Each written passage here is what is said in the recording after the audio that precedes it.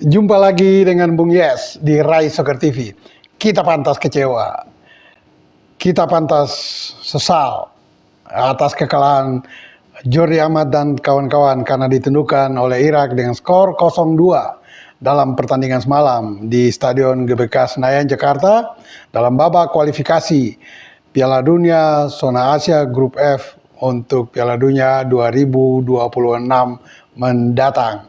Bagi semua rekan sahabat Rai Soccer TV, tetap dengan Bung Yes. Dan jangan lupa like, comment, and subscribe karena dukungan Anda ikut membangkitkan, melancarkan Rai Soccer TV untuk terus eksis dan berkembang.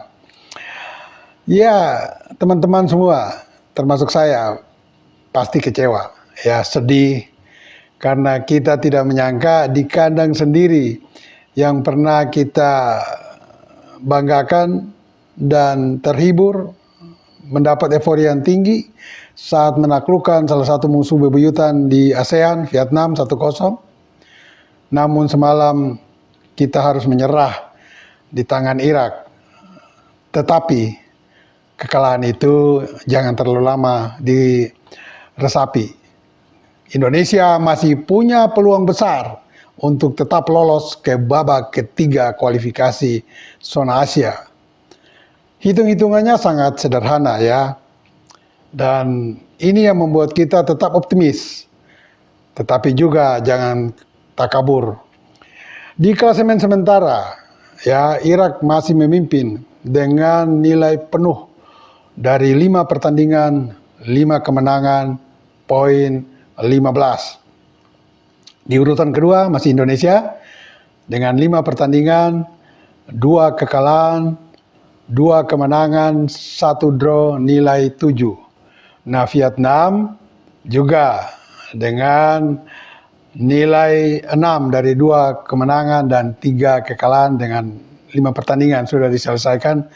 Nah, semalam selisih 3 jam Vietnam berhasil mengalahkan Filipina dengan skor tipis 3-2. Karena kemenangan Vietnam ini atas Filipina membuat Indonesia masih harus butuh perjuangan di pertandingan terakhir. Namun hitung-hitungannya adalah karena memakai sistem head to head, jika Indonesia dan Vietnam memiliki nilai yang sama 7, maka Indonesia tetap lolos. Dan ini bisa terjadi. Ya, saya memulai dengan anggap saja dari 6 pertandingan yang diselesaikan nanti oleh kedua tim Indonesia dan Filipina sama-sama merebut nilai 7, maka Indonesia yang berhak lolos mendampingi Irak. Dan itu bisa terjadi. Terjadinya gimana? Di pertandingan terakhir tanggal 11 Juni Indonesia akan melawan Filipina, menjamu Filipina, ya. Andaikan kita kalah, ya kita kalah dari Filipina. Dan di saat bersamaan di Damaskus, Irak, atau di kandang Irak ditahan imbang oleh Vietnam, maka nilai Indonesia dan Vietnam akan sama, 7, ya, 7. Karena kita kalah dari Filipina, Vietnam mendapat 1 nilai dari hasil draw dengan Irak 7. Itu tetap tidak menghalangi Indonesia untuk lolos. Yang kedua, kita lolos kalau kita menang atas Filipina. Apapun hasil Irak dengan Vietnam saat bersamaan tidak mempengaruhi. Kita lolos, ya, kita lolos karena kita merebut poin 10. Sementara nilai maksimal Vietnam adalah 9 kalau saat bersamaan dia mengalahkan Irak. Namun ada juga hal-hal lain yang Indonesia bergantung. Misalnya, ya, kalau Irak memukul Vietnam, apapun hasil Indonesia dengan Filipina tidak mempengaruhi langkah Indonesia untuk lolos. Atau paling tidak yang tadi saya katakan, Irak mengimbangi Vietnam dengan skor sama kuat, maka Indonesia juga tetap lolos. Dan melihat hasil pertandingan sebelumnya, ketika Irak bertemu Vietnam di Hanoi, di mana Irak menang 1-0, maka bukan tidak mungkin Irak akan dengan mudah atau paling sial bermain imbang dengan Vietnam. Itulah yang membuat mengapa saya sangat yakin Indonesia masih punya peluang besar untuk lolos ke babak ketiga. Nah, berbicara tentang pertandingan semalam, kita harus akui ada beberapa kekeliruan, ya mungkin juga kesalahan dari Sintayong, ya. Kalau melihat bagaimana penampilan tim kita. Ada faktor-faktor non-teknis ikut mempengaruhi dan juga ada faktor-faktor teknis. Katakan dari faktor non-teknis. Pilihan bermain jam 4 sore sebetulnya Sintayong tidak mengantisipasi kondisi pemain-pemain kita sendiri, ya.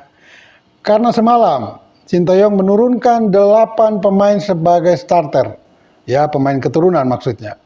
Hanya 3 pemain lokal. 3 posisi itu diberikan kepada kiper Hernando, pemain belakang Rizky Ridho, dan gelandang menyerang Marcelino Ferdinand. Sisanya 8 pemain adalah pemain keturunan.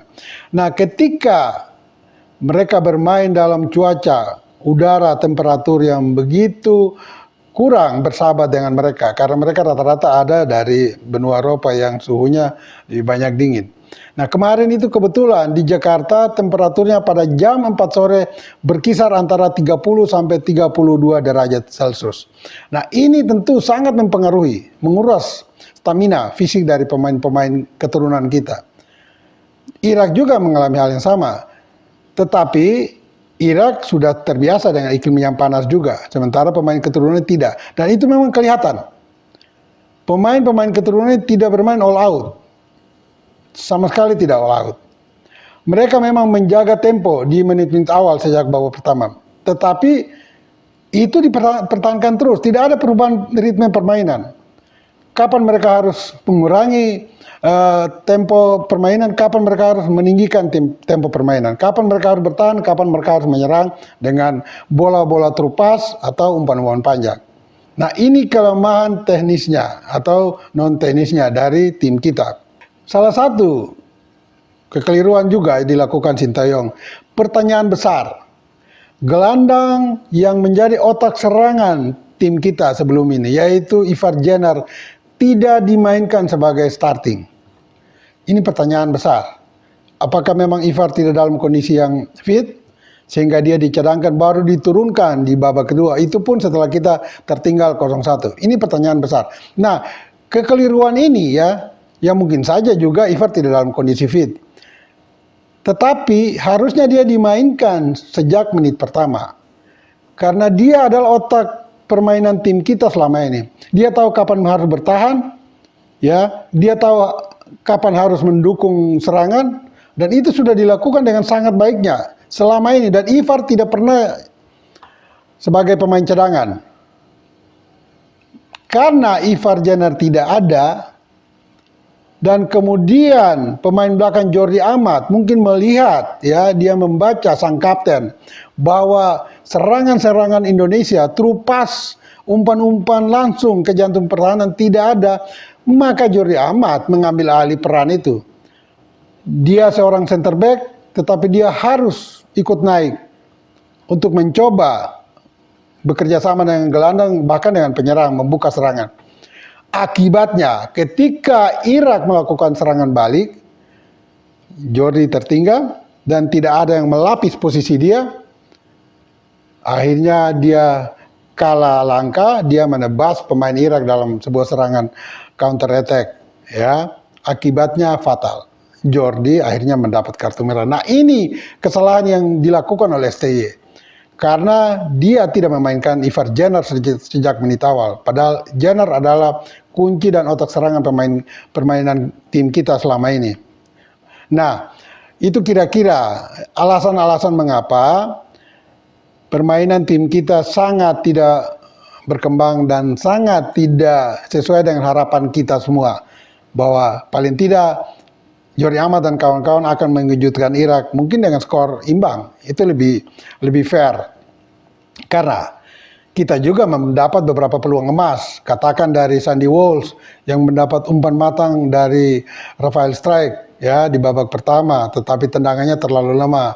Strijk sendiri lebih dulu mendapat peluang dengan placing kaki kiri, tetapi bola masih membentur karena dipotong oleh pemain belakang Irak sehingga bola berbenturan dengan kaki pemain belakang Irak dan terjadi tendangan pojok.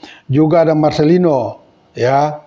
Juga di babak kedua ada Ragnar Oratmangun. Dia mencoba lakukan sprint, diapit dua pemain sampai masuk kotak penalti dan sentuhan pelannya masih bisa diblok oleh kiper Irak. Jadi kita juga punya peluang-peluang bagus untuk mencetak gol, tetapi nasib belum berpihak pada kita. Nah, 2 gol Irak pun ya tercipta dari bangunan serangan yang sebetulnya tidak terlalu meyakinkan, dan itu akibat dari kesalahan tim kita atau pemain kita. Karena gol pertama penalti handsball, handball, dan gol kedua kesalahan dari kiper Hernando karena mencoba menguasai bola, mencoba melewati 2 pemain Irak yang sedang mengeroyok dia. Dan ini catatan bagi Hernando. Hernando masih terlalu muda, baru 22 tahun. Nah, ini harus jadi pelajaran dan pengalaman pertama dan terakhir kalau dia ingin karirnya akan lebih baik ke depan. Karena itu kesalahan yang mungkin dalam tanda petik sebagai kiper pemula, mungkin kiper Tarkam yang melakukan kesalahan kebodohan seperti itu. Nah, ini tidak boleh lagi dilakukan oleh Hernando. Hernando masih punya masa depan yang panjang, dan itu dia akan menjadi seorang kiper yang hebat kalau dia cepat belajar dari kesalahan-kesalahan yang dia lakukan, terutama pada pertandingan yang semalam, yang sangat konyol dilakukan oleh Hernando. Tapi oke lah, Hernando juga punya nilai-nilai positif yang lain, karena dia juga pernah tampil gemilang ketika main di tim Under 23 dengan beberapa kali menghalau tendangan penalti yang membuat kita melaju sampai ke semifinal. Nah, untuk ke depan, Sintayong ini harus dikontrol penuh juga oleh ofisial atau juga pengurus PSSI, bahkan oleh ketua umum. Pengalaman timnas kita Under 23, ada 3 kesempatan di semifinal untuk lolos ke Olimpiade Paris, tetapi semuanya gagal. Nah, sekarang pun ada 2 peluang, 1 telah lepas karena kita kalah dari Irak semalam, tinggal Filipina. Nah, melawan Filipina ini kita harus all out. Selesaikan, tuntaskan dengan kemenangan. Jangan lagi menganggap enteng, draw juga nggak apa-apa, karena mungkin Irak akan juga draw dengan Vietnam, sehingga kita tetap lolos. Tidak. Fokus untuk meraih 3 poin, full. Sehingga dengan kemenangan, berapapun digit kemenangan itu, 1-0, 2-0, 3-0, 2-1, 3-2, yang penting menang. Yang penting menang, karena itu akan memastikan tiket kita langsung ke babak ketiga. Apalagi saat melawan Filipina nanti, sudah ada beberapa pemain yang mungkin lebih segar untuk siap tampil, termasuk pemain yang baru saja mendapat paspor RI, pemain belakang, Calvin Verdong, kemudian juga ada Jai Itzes, yang semalam memang mungkin masih kelelahan karena dia baru tiba di Jakarta pada Rabu malam sekitar pukul 21 malam, dan memang hari Kamis pasti dia telah menjalani pemeriksaan kesehatan oleh tim medis tim nasional, dan memang dia masuk dalam daftar cadangan tetapi tidak diturunkan dia. Oke lah, katakan Jai Itzes mungkin baru dimainkan nanti lawan Filipina, dan kalau Calvin Verdong dan Jai Itzes sudah bisa main, tentu tim kita akan lebih solid. Namun sekali lagi, jangan menganggap Filipina sebagai tim lemah, karena dia nyaris menahan Vietnam dengan skor 2-2 pada pertandingan semalam. Vietnam baru mendapat gol kemenangan, gol ketiga di injury time di menit 95. Padahal kalau semalam hasil imbang diraih Vietnam dengan Filipina, maka kekalahan kita itu tidak berarti. Itu kira-kira supaya semua rekan sahabat Rai Soccer TV tetap semangat Jangan kendor, karena tim kita juga akan pasti semangat di pertandingan hari Selasa tanggal 11 Juni nantinya. Dan kalau pertandingan malam dilangsungkan, hampir dipastikan pemain-pemain kita, terutama pemain keturunan, akan lebih siap untuk bermain all out nantinya. Bola itu bulat. Giring terus!